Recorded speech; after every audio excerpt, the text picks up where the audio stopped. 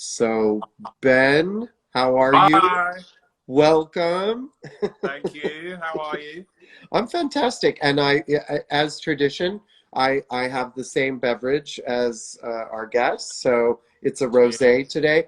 Oh my God, a man after my heart. You have ice in your rosé. If I could run and get some, I would do that. Oh, it's been a really warm day here, so it's much needed icy cold rose at the end of a hot day. I love it. So one thing I want to mention, folks, is a lot of you are just starting to join us. If you have a question, you can put it in the comment box or you can put it in the little box that says question mark. Ben is here and he will answer your questions. So it's not often that you have the man himself live. So make sure you get in there and ask your questions. So Please do. Ben, it's a tradition with me beyond drinking what you drink. And if my thing goes backwards, that's just me messing things up and turning things around. So I apologize. Not the wine. It happens a lot in my life. Um, so tell me, what were you like when you were young? Um, Like a teenager. What was Ben like as a teenager?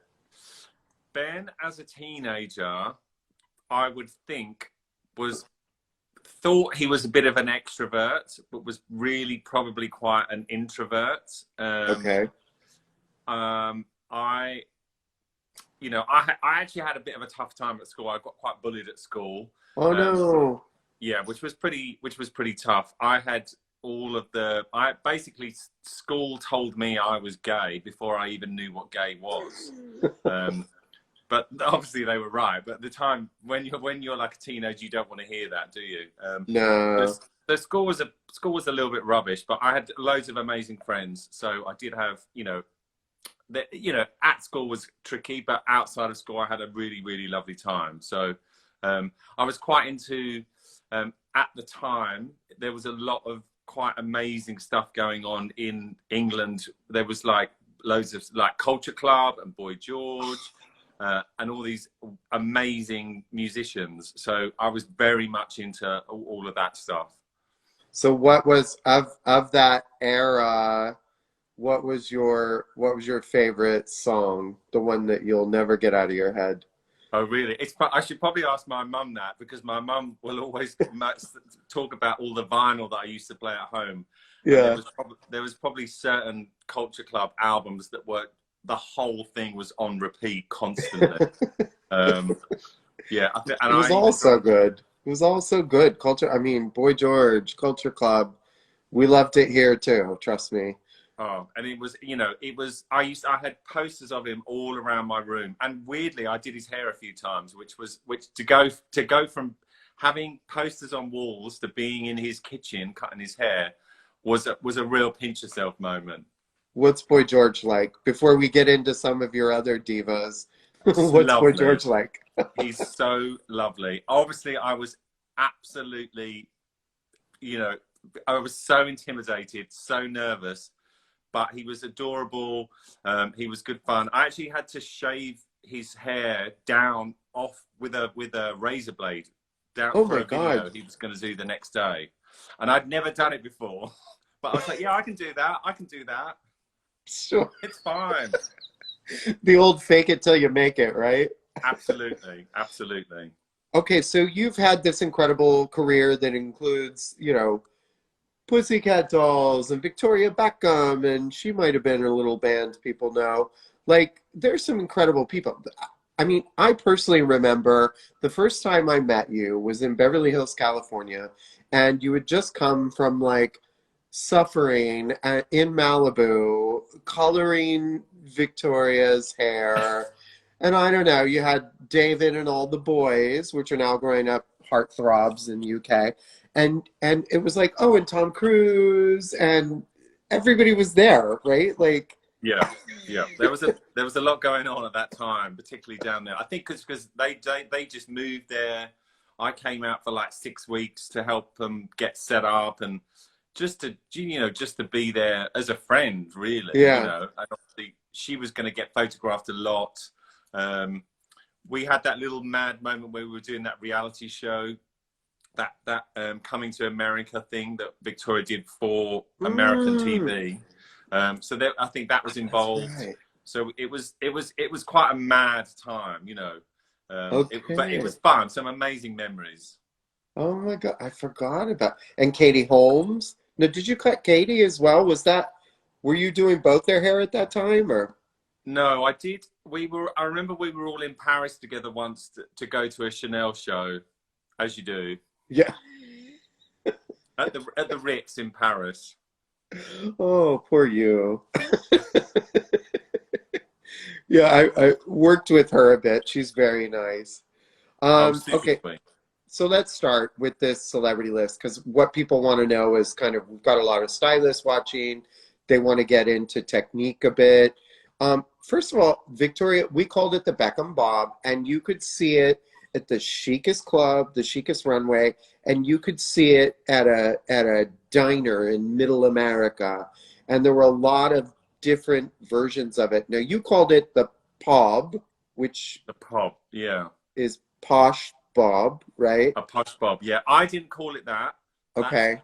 one of the, you know, one of the British tabloids newspapers called it the pop, and it stuck, obviously. That's amazing. Well, we always called it the Beckham Bob, so that was, you know, That's um, good. but I should tell you, I have my own. It's a super long bob, and I call it a slob. Should I A work on the slob. name? See, you can put "ob" on the end of most things if you try hard, you know. I remember pitching. I've created this look. It's called the slob, and marketing was like, so okay, moving on. Yeah, the slob's kind of a different goes to a different angle. Well, let's get techie. Tell me about that cut because I mean, I dug in, did some graduation. It was literally like I hated you in that period because every woman was like, "Can I do the Beckham bob? Should I do?" And it was just like, "Oh my God, not with that chin, not with that nose." Like, so what is some technique? Like, how did it come about? And tell us kind of how you got there.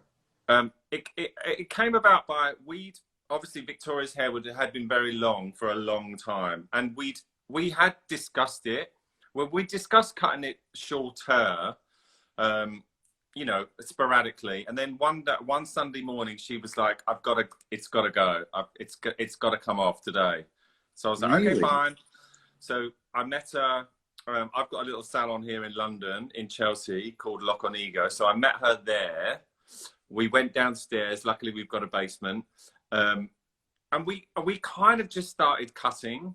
If I'm really honest, like it was fairly gradual. It was fairly gradual, and then I must admit, the last few things I did were completely freehand and did it all with the thinning scissors. So there Okay. wasn't really a straight line in it at all. And one of the biggest misconceptions was I think everybody thought it was asymmetric, which it wasn't. It was cut from the middle. It was symmetrical, and then she just wore it on such a low part with the tuck that it made it look asymmetrical. I don't like asymmetric haircuts. They creep me out a bit. So it was perfectly symmetrical but worn on a low part. I thought it was asymmetrical. Was it undercut? Like, were you getting in there scissor over comb or No, no, it was a real technical graduated bob, but cut with thinning scissors. which I mean, So the whole thing was completely shattered. There wasn't a straight line in it anywhere. and are we talking like a notching scissor, like a chunkier shear or something actual thinning? Yeah, you know the little ones with the little teeth in. Yeah. So I did most of it dry with those. So it was either deep point cutting or completely like shattering it with the thinning scissors. Oh my. It was like it wasn't really a haircut, like it was just a shape. But that to me, that's what makes it all the more magical because I don't know, dare I say and get all this hate mail that it was bigger than anything. It was just so massive and communication and social media had already begun and you could see it anywhere from a truck stop to the chicest cafe at the Ritz. It was everywhere. Yeah, I remember, like, obviously we did it, we did it on a Sunday. It was really low key. And it wasn't till a couple of days later, I was, actually, I remember I wasn't actually feeling very well, but I could hear my phone downstairs beeping, beeping, ringing, ringing, beeping, beeping, ringing, ringing. And she'd gone out and been photographed with this haircut. And obviously that's when it was on the front of the newspaper called The Pub. And then I had obviously all this press. Everyone's like, what did you do? How did you do it? And it was just a bit like, I can honestly say I hadn't anticipated the reaction to it. You know what it's like when you're doing a haircut, you're there in the moment. Yeah. Because you're part of the process, it's kind of not a big deal at the end of it. Like, but then when people see it, that's when it becomes a big deal. And for me, it was like, because I was there, we cut all this hair off. Oh yeah, it looks great. Okay, cool. See you soon. Then she went out. I think she went for dinner with the Burberry guy and got photographed, and it was like this massive explosion everywhere. And so interesting. And so I assume you worked with the entire Beckham family a little bit, or? Yeah. I used to do David's hair just as much as I did Victoria's. And then obviously as the kids came along, I started doing the kids a bit as well. But I did loads of stuff with David's hair, which was obviously, again, like you could kind of do anything and someone would be like, oh my God, it's amazing. I want to look like David Beckham. You know, I have a funny story. So around the time I had met you, I am doing a staycation at Shutters in Santa Monica, California. And all these men in black come, literally in black with headsets. And it's like squawk. And I'm like, oh my God, the president's coming. Something's happening here. Yeah. And I was like, oh my God. And I'm like in the pool and I'm wondering, and there's hardly anybody there. And all the cabanas, there's like 5 of them. They're like being closed. Things are being brought in. Do you know who it was? The Beckhams. Yeah. And the boys were little, and literally, so it was me, because I was Mr. On Staycation, in the pool like an alligator, watching this right? And I thought, oh my God, don't they have their own pool? Like, right. I guess they just wanted a little break. Scenery. And probably one of the funniest things I ever heard, because the beach was loaded with paparazzi. And one of the children, they called him Koozie, it sounded like at the time. They were saying Koozie. And he was like, Daddy, Daddy, Daddy, I want to go to the sea, which we call it the ocean here, which and so, Daddy, Daddy, I want to go to the sea. And then do you know what David said to him? Go on. The sea is closed. Oh. Which, I mean, you have kids. That must be so hard to just have to say to your child, the sea is closed, because if we go down there, it'll sharks. Be like a whole different scenario. Yeah, there'll be like 20 photographers following you down to the sea to go for a paddle. We like to go for a paddle here in the UK. Oh, I know. But the coolest thing ever, because I first thought, who's here? And they were great. They were lovely. He was so good with the kids, and so moving on, what's Carey Mulligan like? Because I love everything she does. She's got one of those faces. She can, in 3 seconds, I'll cry just looking at her face if she wants me to. Yeah. I've done Carey's hair for about 5-6 years on and off. She's so cool, as in cool in temperament. She's very laid back. Yeah. She's very not fast. She's always, I was like, what do you want? What do you fancy? She's like, whatever this is what I'm wearing. My makeup's going to be very natural. She's like, whatever you fancy. It's always a dream. You know what I mean? It's just, she's one of those girls. It's just easy. There's no drama. There's never anyone else with her. It's just probably me, her, the makeup artist. She's obviously got a couple of kids now, which is lovely to be around them as well. Her daughter's hilarious. So she's super cool, like super cool. I mean, her hair in Great Gatsby, I don't know if you did it, but like I loved Great Gatsby. I've never done any film work. I only ever do, more, like the day-to-day stuff. I've never done a film. get them ready for the real stuff. Yeah, and film works a lot of wigs, and that's a very special skill. So Absolutely. doing the lace front wig, no, I get you. And by the way, I know you're a dad, and I love, you know, you're obviously an out gay man, and I just love when I see incredible families. If you're not following Ben, Locked on Ego, do, because he is the most patient, wonderful father you have ever seen. On that, When your daughter painted your face, oh my God, and she's actually quite good.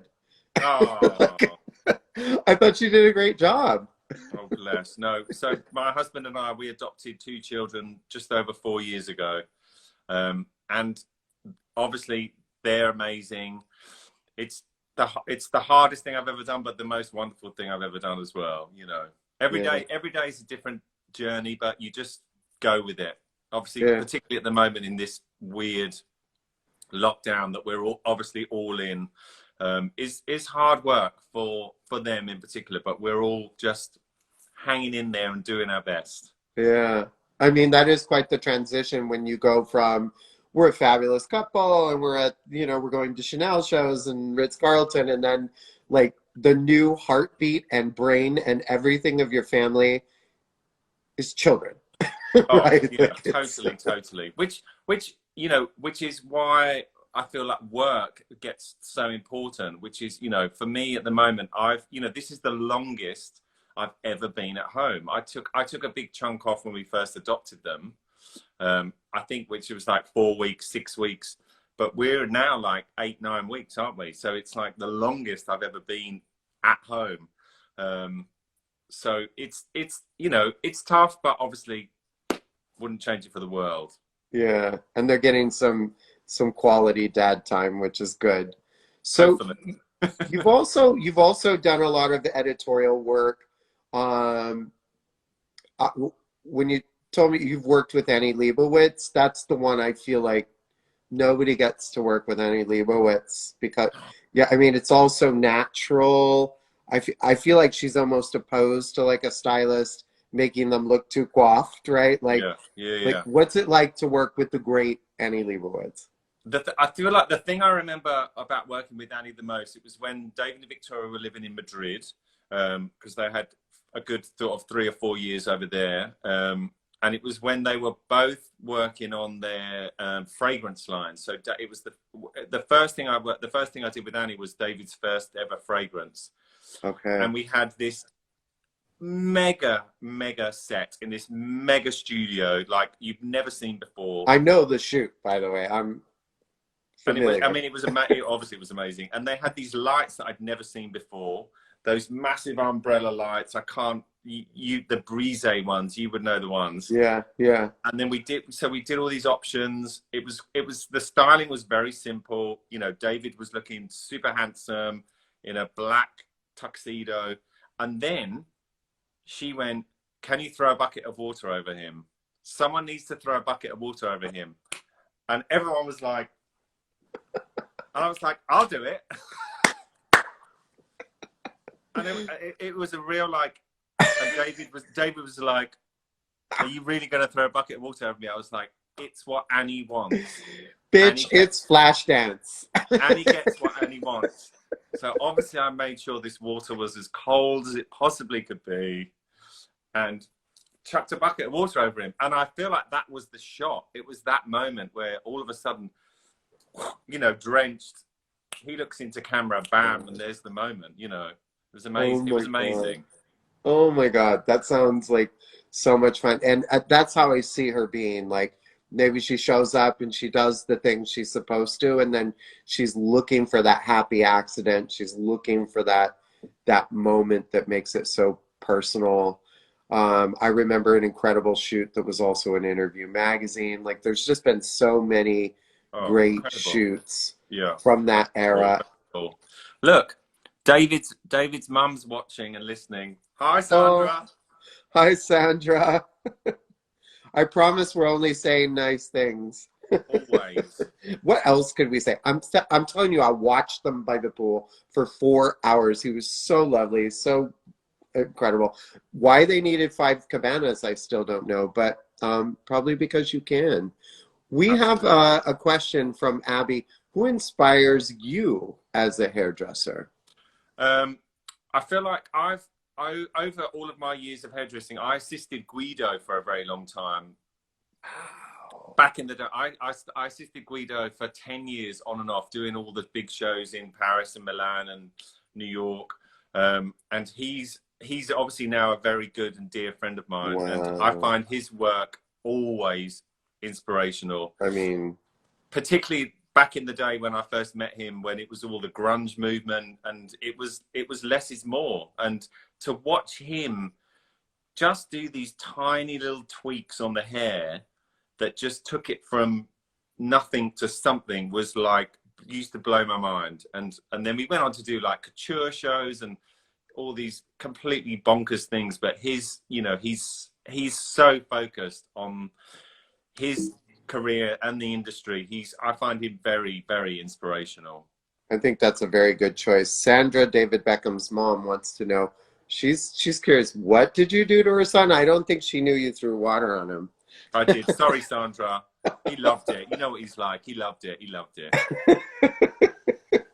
So, and keep the questions coming, and we're so glad you're here, Sandra. Let's talk about some of the trends that are coming from the UK. And I don't know if you know this. I know I'm sure just about all your clients have a Malibu home or a Beverly Hills home as well. So you kind of get the aesthetic of America, and how we're obsessed with anything British. What are some of the trends we can look forward to coming from the UK? Is it? I feel the strongest trend at the moment, which is a little bit annoying from hairdresser to hairdresser, is this super natural texture. Because everything over here has got very diverse. It's all about your uniqueness and who you are, and not being anyone else apart from the best version of yourself. So Right. hair's got very natural. And it's been around for a while, and I feel like it's not really going anywhere. But I feel like on the flip side of that, where there's a lot of frustrated hairdressers, there's also a real move back to the 80s, dare I say it. I love it.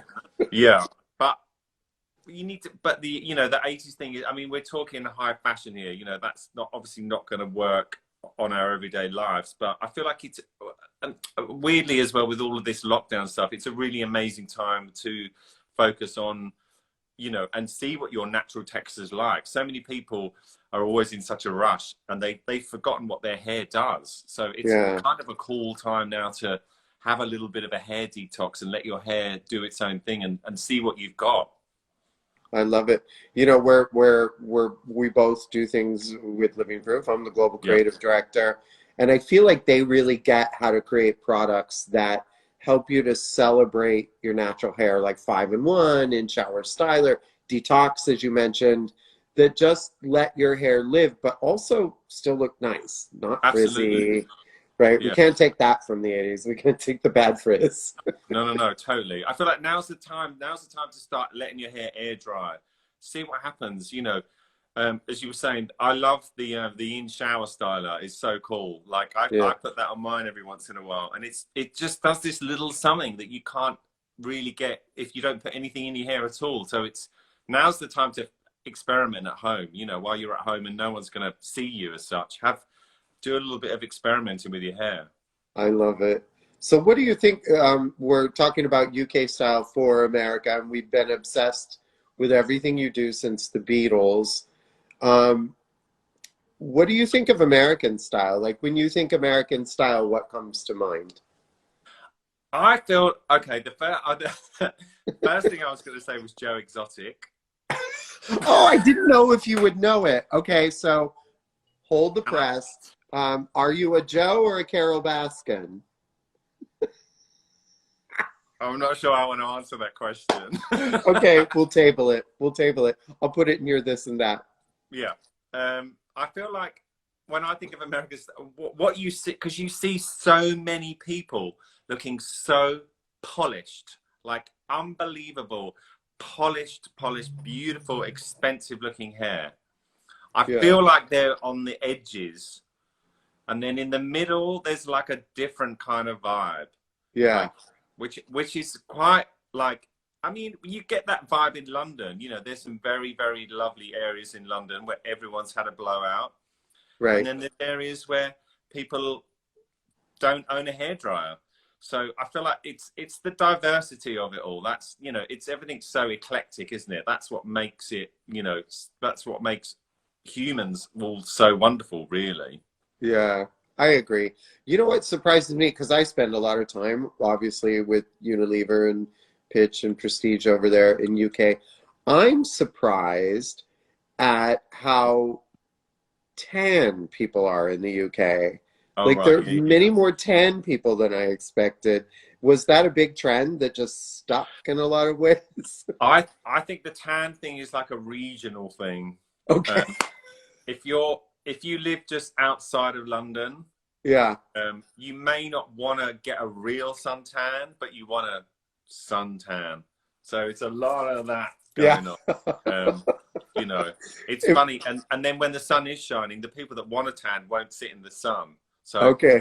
maybe it's like super safe way of doing it. I don't know. Maybe that's where I'm getting it wrong. But We have another question from Carolyn. Do you think clients will want to be rebellious with cut color post lockdown or just get back to their regular look as quickly as possible? oh, that's a really good question. I would like to say it's going to be half and half. I feel like some people, we've all got those clients that just love looking the way they love. Hmm. And then there's the flip side ones, the ones that are always up for a little something different. So I'm going to say it's going to be like split. A lot of people are going to be like, get me back to that exact thing that I always have. And some others are going to be like, well, it's kind of down here, so maybe we should try something else, you know. And Right. even with color as well, obviously there's going to be, if people haven't messed with their hair color, there's going to be some big roots going on. You know, it's been a full 2 months, if not longer, depending on when you had your color done before we all went into lockdown. So it's going to be a really, really interesting time when we can go back into the salon. Yeah. But mom says, and she's always right, Beckham's mom says, get back as quickly as possible. I know, I know, I know. Exclamation. I think It's, she's ready. I'm pretty sure you're going to have to do a house call for Sandra as oh, soon as things Sandra's get got an up. amazing head of hair, and I've cut her hair a few times. She's got very good hair. It's amazing. So, you know, you've had this blessed career. I'll accept any answer but luck. What are some things that our viewers can do and the people who are going to continue to watch this? What are some things people can do if they want to work toward that type of career? I mean, we've got you, we've got Chris Appleton. I hope we don't need to be from the UK. Is there something our viewers can start doing now to Um, work toward a celebrity-based career? I feel, I mean, obviously, I've been asked that question a few times. I didn't plan any of this. All I wanted to do was be a really, really good hairdresser. So even when I started doing hair when I was 15. I managed to get a job on a Saturday when I was 15. So I've always been very focused on learning as much as I possibly can. Whoever it may be from, you can learn something from every single person in a salon, whatever salon it is. And you have to try and remain focused and grab what you can and absorb what you can. You know, salon environments change and there's silly things that go on, but there's a lot of amazing stuff that goes on. So you've just got to try and remain focused. And then once, for me, it was just word of mouth. I started doing the session work, so I started doing a few editorials, and then I feel like my big break was I used to do a lot of stuff for Cosmopolitan back in the day, Wow. and then they wanted a certain person on the cover, and that person would want their own people, but Cosmo were like, well, no, if you want to do Cosmo, then you have to have our people. and then it's just luck is. I know what you're saying. It's really I annoying. told you you can't say luck. So, Oh, okay, so it's you building a portfolio. What can people do? I love like pay attention to everyone in the salon because I remember I started like back in the day, Jose Bear, Beverly Hills, like there were people that I was like, oh, gas, cap highlights. Like I just, yeah. there were things that were happening that I had zero respect for. And now I'm like, cap highlights could be interesting. Like, yeah, I All mean, right. so I love that. But what are some other things people can do to build their portfolio? It's that's. I mean, again, uh, it's hard to define it. It's just it's also like, for example, don't say no to anything. If someone says, "Oh, I've got this going on," like I remember when I started doing the photo shoots, a lot of people want to do a test. So it's either a photographer wants to test or a makeup artist wants to test. Don't say no to anything. Anything you can do where there's hair involved, say yes, go and do it. You will learn something from it. You know, anything you could get a picture from. Obviously, these days, you know, when I started, it was a long time ago. There wasn't Print. social media. Rip it out of the page. Well, right. But, you know, obviously it's all social media based these days, and we've all got our own platforms, which is unheard of, you know, when I started. So, you know, you can be your own boss, you can be your own PR. And if you've got someone's hair to do, then do it, photograph it, put it out there. Just put it out there. Yeah, I totally agree. So at this point, what I would like to do is play a little game of this or that with you. And Okay. if you have any final questions for Ben, he'll be going soon. So in these last few minutes, Ben, what I'd like to do is do a fun thing where I'll say this or that and you choose. So I'm going to start with, since you said you couldn't choose, um, Carol Baskin or Joe Exotic. I think Joe, just for the hair. Right? One of my guests, actually, Chelsea Von James, did a full-on Joe Exotic hairdo. So I love you, Chelsea, if you're watching. That was Yeah. And hysterical. I feel like Um, mullets may be around the corner. You never know. wow, God, the mullet. Like, I think of Flock of Seagulls and Right? Howard I feel like Jones and we should just be careful. Don't mock it too much. It may do Duran that. Duran, all of it. No, I was dying for a mullet, but nobody could do it. It was either gone and then separate, or it Yeah. wasn't blended properly. I It mean, was difficult. technically, it's quite an extreme haircut to do, isn't It it? is. To get that like off, almost off to nothing, and then Yeah. like there's so much going on. Practice. Let's Okay, I'll practice. start now. So, would you rather do a truth or dare? And I'm not asking you to do one now. What would you choose in this or that? The truth, definitely. A truth. Are you an alone guy or in a crowd? Alone. Okay. Swimming or cocktail by the pool? Swimming in the ocean, though. Nice. Nice, salty. Um, 80s music or 90s music? 80s. I mean, of course. Culture Club. Hello. Alone. Dine in or delivery? Taking the current situation out of it. Um, Dining. Yeah, I love to cook. I love cooking. Okay. And I actually had this question in advance. Mullet or mohawk? Let's say mullet. Let's keep it. Yeah, let's do it. Toenail clippers or pedicure? Pedicure. Right. Phone calls or text? Text. I know that about you. We're both good texters. Yeah. Classical art or modern art? Classical art. New York City or Los Angeles? New York. Dress up or dress down? I think dress up. Dress up. Okay, You could nice. never be too overdressed.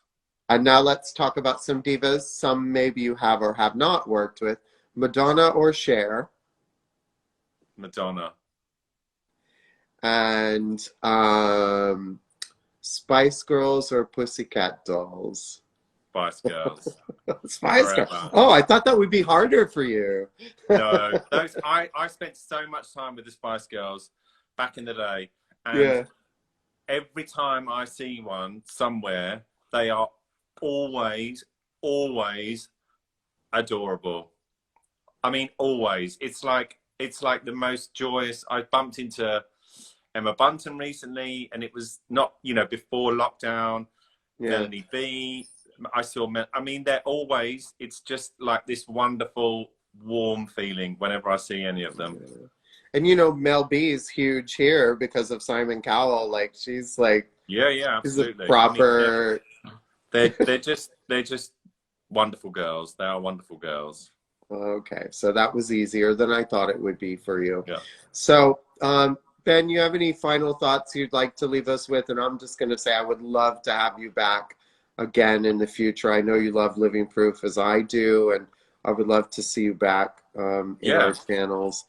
Let's do another one. No, I feel honoured to be part of this, doing this with you. You've had some amazing people on, and I feel